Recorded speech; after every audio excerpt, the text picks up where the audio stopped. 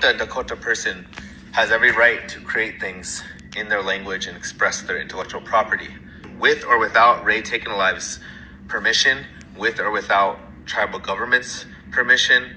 We are all Lakota people that should be expressing ourselves in our language.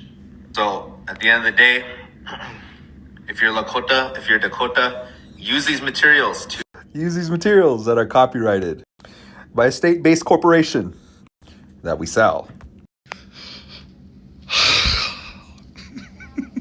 And yeah, we do have a right as Dakota people to express ourselves. Never said any other way.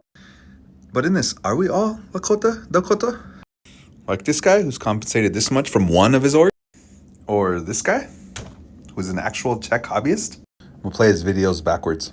Our language. You can't copyright a language. Authored by Jan Ulrich and Ben Blackbear Jr. Copyrights of which belong to the Lakota Language Consortium, which is governed by the state of Indiana. And then this, to say that I'm infringing upon this copyright. This is intellectual property of the Oceti Shakoi. We're not talking about Washuchu laws, Washuchu ways, federal copyrights, licensing, all that stuff. We're talking about our sacred language that connects to our umbilical cord to the sacred ancestors, the Tlunka Oya. But even if we were talking about Washuchu laws, this is shared for educational purposes only in an educational language learning group. I've never sold any language materials. This is protected for educators by something called fair use.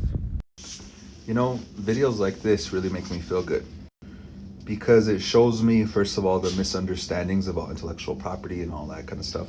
It really reinforces what we've been saying. But it is our language and we do have the right to speak and express ourselves. Unless these guys tell you can't and accuse you of copyright infringement and come after you and your wife's teaching licenses with the help of this guy who it didn't even involve in the first place. Most of the stuff he talked about, he wasn't even involved in.